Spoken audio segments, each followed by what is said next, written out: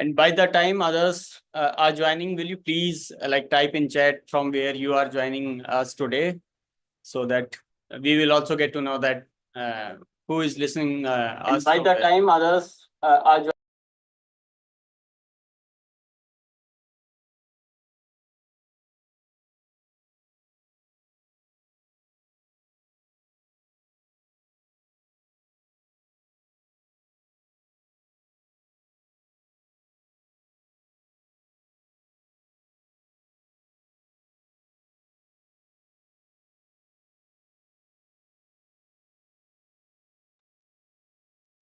Hi Sunita, hi Kilparthi, hi Rohan,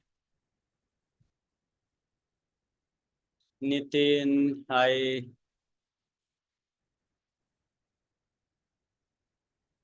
Yes, so we will wait for another 1 minute, and after that we will start our today's talk. Just stay with us.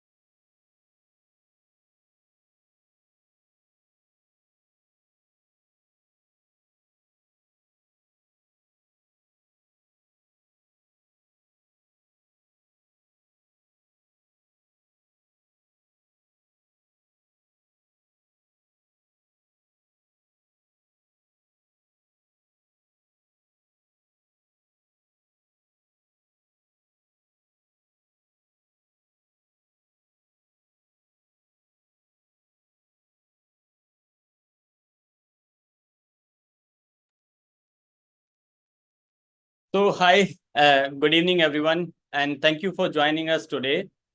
So let's begin our today's seminar. So let me formally welcome Minal. Thank you, Minal, for accepting our invitation for today's seminar. And let me briefly tell you about Minal, because I don't want take too much time talking about Minal, because we want to hear from her only. So I know Minal from the days back when I was in Piramal, and first time I met Minal there. And after that, let's hear from the Minal, from her words only, that where she is today, because I only know that Minal went at different places, and from Piramal to Raintree Foundation, today Minal is working on totally a different domain. So thank you, Minal, for accepting our invitation. And will you please take us through your journey, that why mental health and why you choose actually this topic to work on? Yeah, so thank you so much, Maninder, for having me here, and it's really great to connect with you after such a long time. While growing up, I have always been I found myself drawn to the understanding the deeper narratives behind the societal issues, and also as a part of my education, I've had chances to interact with the rural communities. And one area that always stood out to me was the silent struggle of mental health in the rural communities.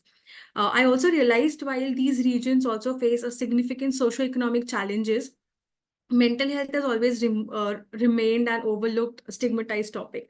And this gap in support and services fueled my determination to explore mental health in a more nuanced and intersectional manner. Of course, my formal education has been in social work with specialization in counseling and mental health from TISS.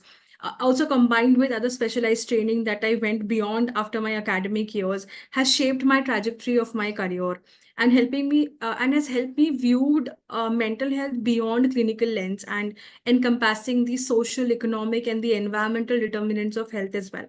And working in this field, I witnessed the first-hand resilience and potential within these communities, and I've seen how integration of mental health into the larger health services, into the broader developmental programs, could bring about the sustainable change.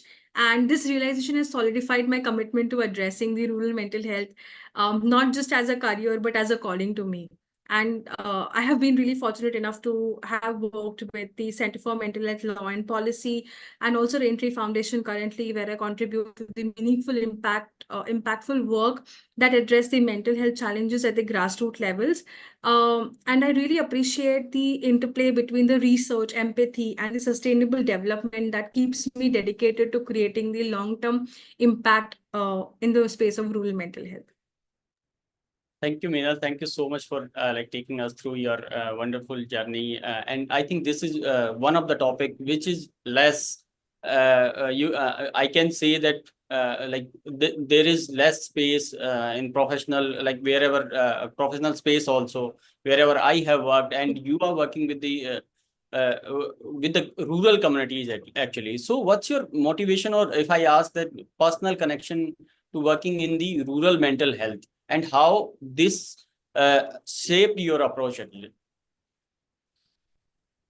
Right. So this inspiration to follow this path stems from a very sense of responsibility and empathy for the vulnerable populations again. So while growing up, I've always been acutely aware of the disparities in the mental health access, and especially in the rural areas. And these communities often face a double burden, dealing with socioeconomic hardships as well as lacking the necessary support needed for mental health care. And this realization sparked a fire in me to bridge the gap between the policy and the practice in the rural settings. And also, moreover, the intersection of mental health and sustainability is something that I hold very dear. And as I became involved in the with the Raintree environmental advocacy and mental health, I realized that these two are very deeply interconnected. And the intersectional approach really inspired me to look at mental health not just from an individual concern, but as a communal one where ecological, social, and mental well being come together to build the resilience and thriving communities overall. My academic journey also holds on to some experiences in rural areas that have strengthened my belief for the mental health care and should be holistic, inclusive, and deeply integrated for the same. So I don't see mental health as a standalone issue, but I see it as a deeply interconnected with the other facets of life, economic stability, education, and social cohesion. And I think this whole entire understanding helps me shape my work to integrate the mental health services within the larger realm of developmental programs. And I think that is the core inspiration I draw for my work from. Yes, and very well. I think you have said very well that it is not an which we can see other lenses. It's well interconnected. So if I ask you that what is one unique mental health challenge what you have actually witnessed in rural or underserved areas that differ actually from the urban settings? What actually, for example, in urban areas, we used to see that there is work pressure, and people are not able to cope up, or they are not able to balance their personal life and professional life. So what you have seen in rural areas actually? So one of the most significant challenges in rural areas is the pervasive lack of awareness and understanding about mental health, which often leads to the deep-rooted stigma as that poses the major challenge. Unlike urban settings where there is greater access to information, services, rural communities frequently associate mental health conditions with social shame, spiritual beliefs, and making it very difficult for individuals to come forward and seek help or even talk about it. And again, the stigma is compounded by the fact that there are very few mental health professionals in these regions, leaving a considerable gap in service provision and also support. Also, additionally, socioeconomic realities in rural areas are very different as compared to the urban settings. Poverty, lack of education, limited employment opportunities are also often exhibit on the mental health conditions. And the struggle for daily survival tends to overshadow their mental health needs, which are then pushed to the background. So the sheer geographic isolation also plays a very critical role out here. I feel that connectivity at times is very difficult. Also, there is no connectivity in terms of network as well. So to implement the mental health solutions, like telemental health solutions, which gain easy traction in cities, become very difficult to be implemented in such rural settings as well. I think these unique set of challenges really make it very important that one needs to think through mental health or to design an intervention through a very multifaceted approach, where you need to also think about the local capacity, about creating the awareness, reducing stigma, and also integrating these services into the already existing infrastructure. Because again, there is not much funding in the space of mental health, to be very honest. So that's also something that one has to be very well aware of. Yes, and I think the funding, even the funding, even the connectivity.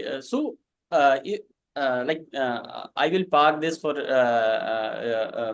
our further conversation. I just want to know that, like, what was the turning point where you think that now you don't want to work when I met you when we were working in Piramal Foundation, and there was a different kind of approach was going on where we were working in education sector, and our approach was totally different. What was that turning point where you thought ki now I have to again go back to the mental health segment, and I have to work only on these parameters, or only on this approach? Right. So I think working with Piramal Foundation, I was simply just out of my post graduation at that point of time when I joined Piramal, and there were not, to be honest, there were not many opportunities in the mental health space at that point. Also, if you want to work in the space of mental health, your purely academics does not suffice. You always need some kind of specialized trainings. So alongside the job, I did some additional specialized trainings to build on to my skill sets, which can then help me find a suitable career option moving further. And I think post Kaivalya, I was able to land because of the NIMHANS diploma courses that I have done. I did at that point of time. I was able to land a job at research. As a research associate at Center for Mental Health Law and Policy.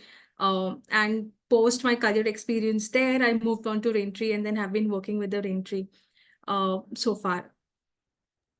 Yes, and so Minal, as you are working in this sector now, almost more than 5 years you are there, and you have worked with different organizations. So if I talk about, like, it's not easy to actually to work on the topic specifically which is related to the mental tool or to rural population and promoting actually mental health well-being. So, reaching out to the rural population and promoting mental health well-being actually requires a deep understanding of the community's unique dynamics and leveraging those resources to create trust and engagement. So, one of the effective strategies that we have employed at Raintree is using the community resource persons, creating local leaders who are trained to provide the basic psychosocial support, and these people act as a bridge between the community and the formal mental health services. And CRPs help you break down the stigma associated with mental health, provide culturally appropriate support, and also ensure that the interventions are accessible and relatable to the community as well.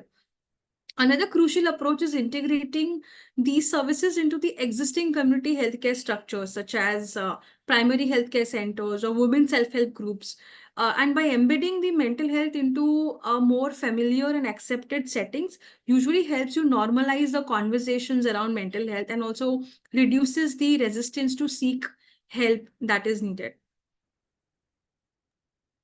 Okay, so my next question is also related to your answer only, that what actually when we used to visit community, there are some leaders or there are some influential people who are there. So what role you found, if I like ask you through your experience, that what is the role of local traditions or community leaders or indigenous practices which will help us to foster mental health.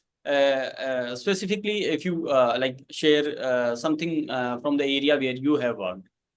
Right. So, of course, local traditions, community leaders, and indigenous practices do play a pivotal role in shaping the mental health initiatives in the rural areas. And they are not just the gatekeepers of cultural norms, but also trusted figures who can influence the mindset and also foster acceptance of new ideas. So, in my experience, involving community leaders early on has been very crucial in designing your interventions, as they help you resonate with the local values and help in reducing the stigma associated with mental health. So one of the examples I would like to give you is that, so right now where Raintree is working in the Velhe Taluka of Pune district, we have noticed that they have a traditional practice of kirtan. So it's a storytelling in a music form, which is very powerful medium of expression that is already present. So we have collaborated with these local leaders and artisans to create storytelling sessions that subtly introduce the themes of mental health, well-being, resilience, and collective support. And these sessions are led by these respective community figures, serve as a safe space for people to open up about their struggles in a culturally relevant manner also, and making people as well. I think moreover also indigenous healing practices like folk to depict the emotional stages or community circle talks is something that we are hoping to initiate very soon. To set up some wellness corners as well in the communities to create some safe spaces where people can come and have access to the kind of information that they need about their well-being is something that we are still working on. But I think, yes, what we have been able to achieve is we're also looking at training these community influencers and also some spiritual leaders with basic identification trainings. They have already imparted some of those, where they're able to identify people in distress around them, which will in a way help people to come and open up and also provide some amount of first aid of mental health. We're training them into that as well. So yeah, I mean, this will help us endorse this some credibility and trust to the program, and it will also help, I mean, significantly enhancing the reach and the impact overall. And I think this is one of the most unique approach that where you are like mixing the tradition along with one of the burning issue which is there. And so if I talk about you have shared about the problem where you talked about the challenge of funding, even the communication is one of the channel challenge. So what solution actually worked wherever you have worked? What solution according to you, what solution need to be taken up by the organization or the individual, those who are interested in this in the mental health or well-being kind of projects? For funding? Not for funding, overall that what solution about the about creating awareness in the rural communities, or overall to make like people more aware about the Right. mental health actually. Right.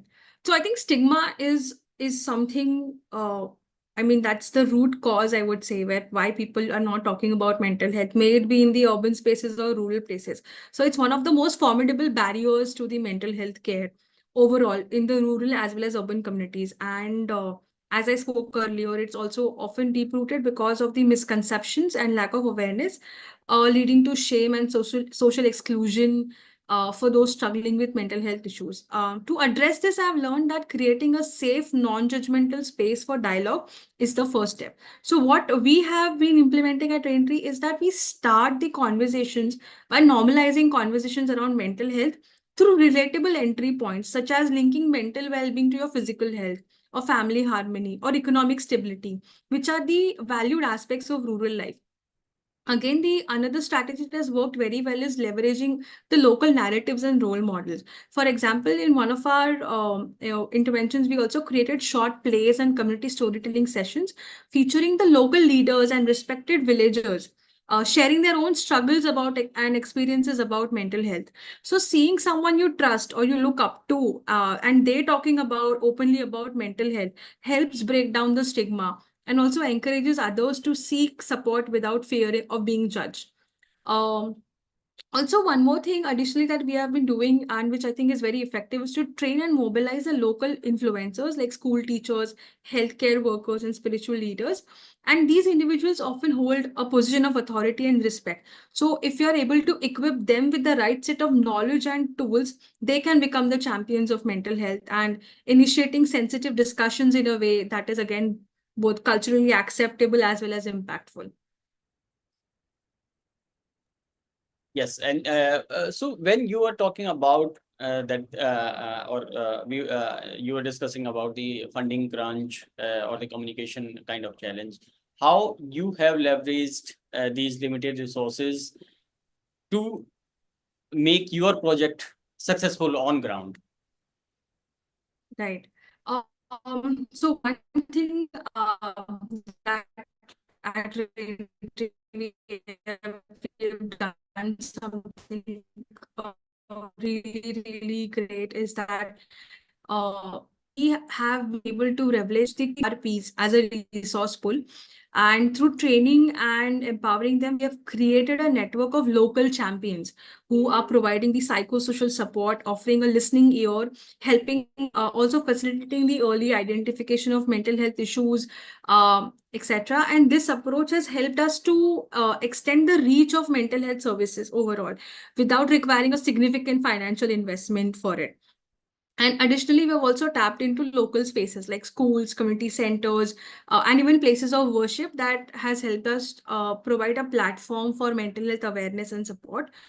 So yeah, I think we have also tried few of the digital interventions as well, where if you want to pass on some information, we have created smaller audio recordings and animated videos, etc., which we usually post on the community WhatsApp groups that we have been created. So this has made information more accessible with minimal technology infrastructure. Yes. So, Minal, as you shared, and what I am able to get that there are many stories in and around where you have worked, or some of them maybe are the success one, or some of maybe are about the learning only. So, if I talk about what is the one specific success story that holds a special place in your heart from your work in rural mental health. Right. In 2022, Raintree, we had established a rural counseling center called Manosarthi. It was first of its kind that we started, and since then we have been able to serve 67 plus clients till date. We are yet to complete 2 years next month. One of the stories that really stands out is involving a resilient woman named Meena. Her name is changed, of course, from the village where we work. And so Meena, when first approached us, she was overwhelmed and deeply distressed due to her husband's severe alcohol addiction and lack of support. So she shared how his behavior affected not just their family dynamics, but also her mental and emotional well-being, making it difficult for her to carry out her daily responsibilities and also focus on her own well-being. So during our initial counseling sessions, Meena was filled with anger and helplessness and unable to see a way forward.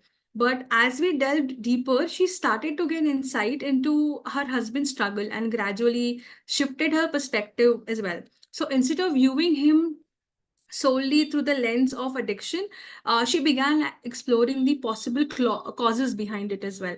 And together we worked on to equipping her with the tools and strategies such as understanding what were his addiction triggers and how can she improve her family communication, how can they make some positive lifestyle changes by modifying their nutrition and setting healthier boundaries as well. So with these newfound strategies, Meena took the lead in supporting her husband through the initial stages of recovery. And she learned to be patient and persistent, using small but consistent actions to guide him through the withdrawal symptoms. There were moments of success, but also there were setbacks, such as one of the major conflicts that occurred with her mother in law escalated the situation where her husband became physically violent. And while this incident shook her, Meena decided not to give in to despair. Instead, she focused on building her own resilience and understanding that his actions were a part of a larger journey and not just the end. And eventually, with her unwavering support, her husband made the difficult decision to quit drinking. And Meena felt tremendous sense of accomplishment then. And however, new challenges soon emerged: financial stress, familial conflicts, and the toll of having neglected her own needs for so long. This became a turning point into our sessions as we shifted focus back to her, helping her reconnect with her own aspirations and well being. And through techniques like mindful breathing exercises and what was within her control, we guided her towards her self care and personal growth. And it was inspiring to see her transform from a woman defined by her family struggles to someone who prioritized her own health and happiness. And now Meena stands as a strong, confident individual. So she continues to support her husband, but also knows that if he were to relapse, she has the strength and the resources to maintain her own well being. Also, I think her story is a testament to the power of resilience and importance of empowering individuals to find balance between supporting their loved ones and also caring for themselves.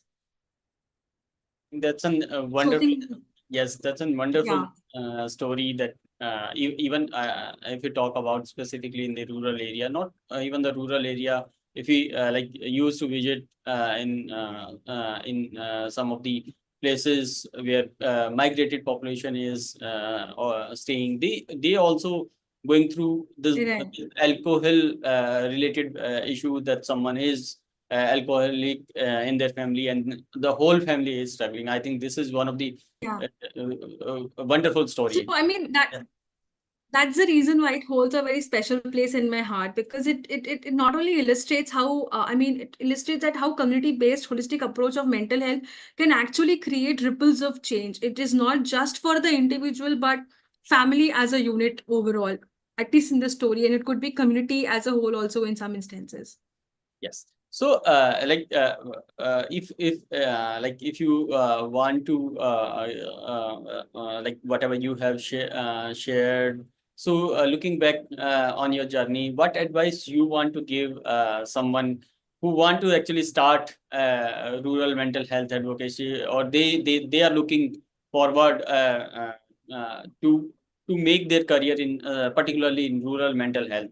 And if it will be an advantage for our audience also if you share some resources or the courses which will be more beneficial if someone is looking for a change in their career towards mental health.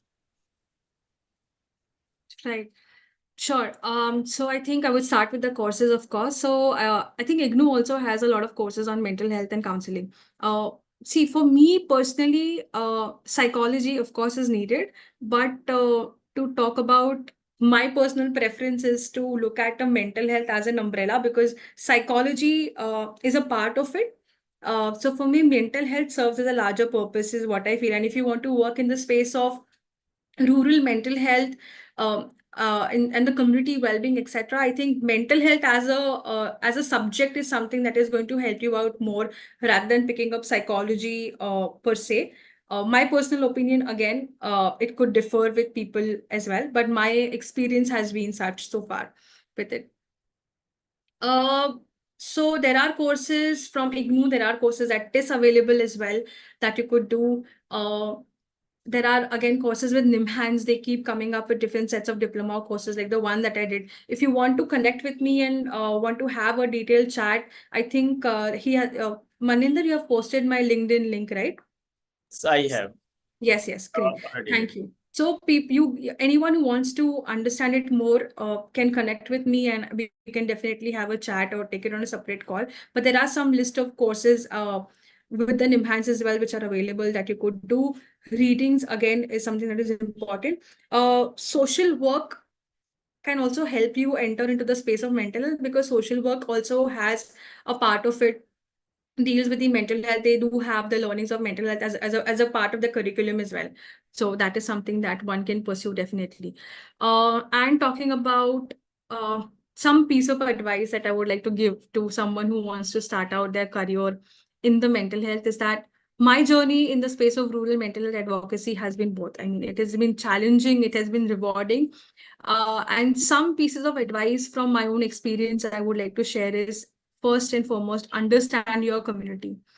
I mean, take time to listen to them, learn from the community you wish to serve, because each rural area has their own unique cultural, social, economic dynamics, and building relationship and understanding the local customs and values is very important for your effective advocacy.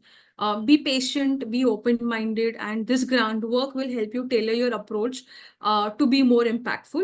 Second is always have a collaborative approach. So engage with local leaders, healthcare workers, community members from the outset, because collaboration will always foster trust and help you ensure that your initiatives are aligned with the community needs. And working together will allow you to leverage local knowledge and resources, making your efforts more sustainable overall. Third would be to have focus on education and awareness, because stigma around mental health is very deep rooted and is often rooted from the misinformation. So prioritize your education and awareness campaigns that engage community in discussions about mental health. Utilize storytelling, art, local narratives to break down the barriers and foster understanding. Fourth is be innovative and resourceful, because while working in the rural areas, resources may be limited, and this can also spur your creativity. So use community structures to integrate mental health, support them. Use participatory methods that involve communities members in creating local solutions. So these are then small, low-cost interventions and can lead to significant changes. Celebrate your small wins. This is very important, because the journey in mental health is very slow. Progress may seem very minimal at times, and celebrating your small successes and milestones, whether it is a community member seeking help from you or a positive change in an attitude, so these moments are very crucial for building momentum and encouraging continuous engagement with them. um, Next is to stay committed and resilient. So advocacy in rural mental health can be a very long and sometimes very challenging road. Um, and there will be setbacks and obstacles, but maintaining your passion and commitment to the cause is very, very vital.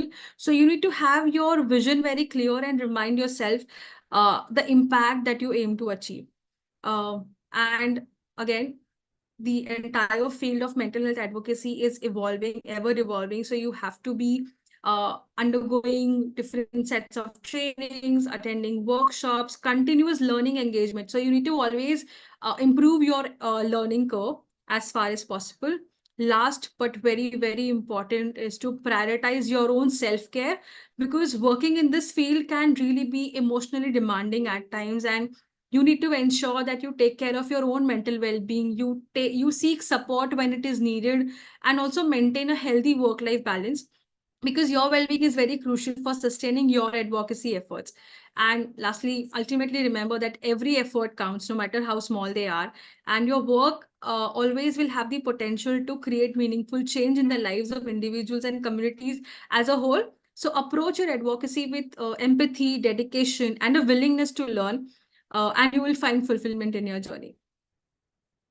Yeah, I think even the last one is one of my favorite. I will say that every effort, whoever is doing, there is no scale is not a matter that whether you are working with an very big company or an organization, but if there is quality, then it will be counted, and one day it will give back also. Thank you, Minal. Thank you for sharing your wonderful journey with us. And quickly, we will take one or two questions if someone who have joined today, those if they want to ask anything. So floor is open for you. If anybody want to ask anything, you can ask.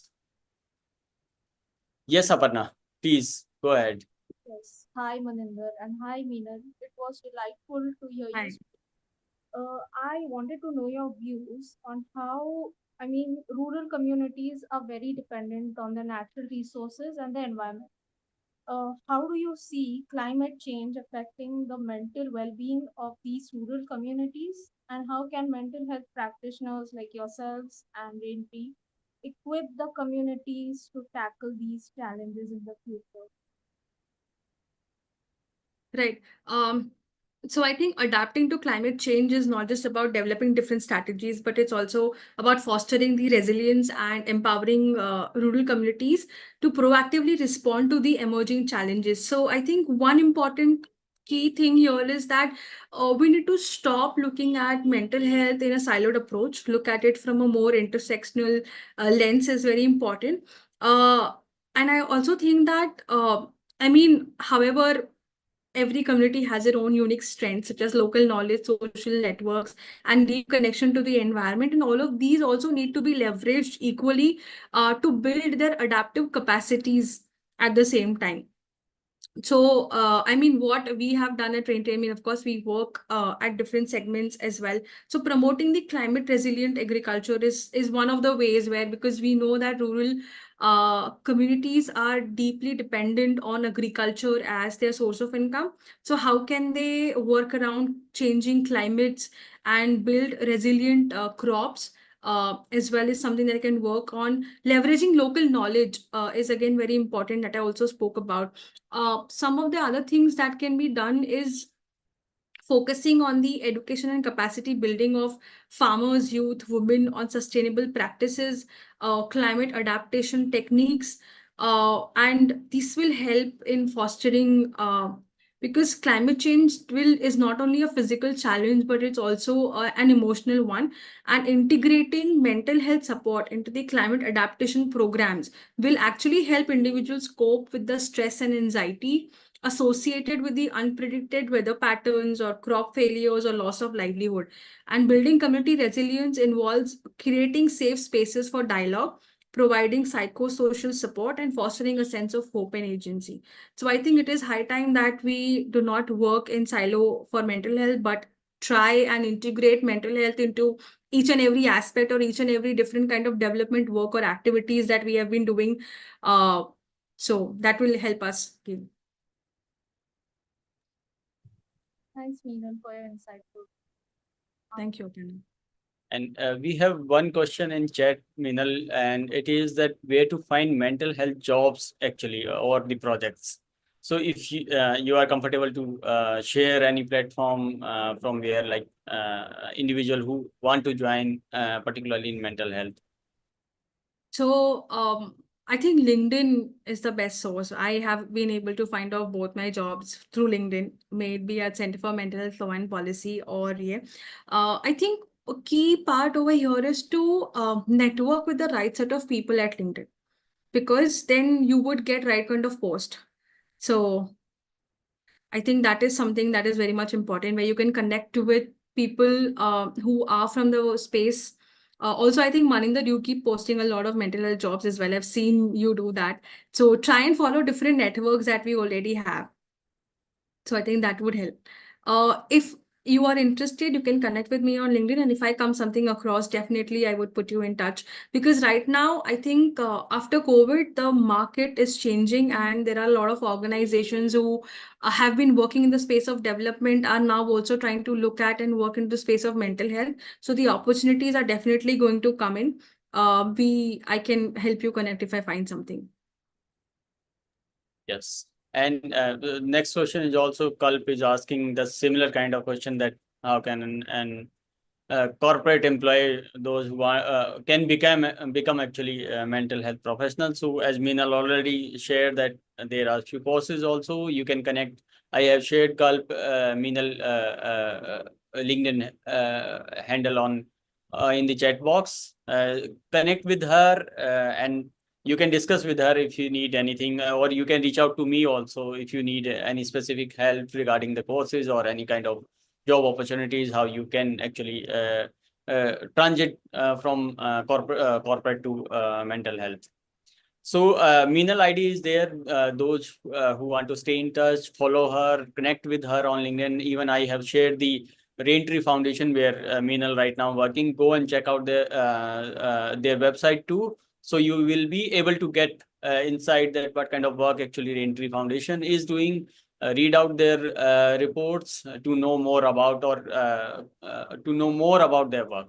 So thank you, Minal. Thank you so much for joining us and sharing your wonderful journey with us. Thank you so much. Thank you, Manidhar. I was glad to be a part of this. Thank you so much. Thank you, Minal. Thank you, everyone. Thank you. Thank you, everyone. Thank you so much for joining us today. Thank you.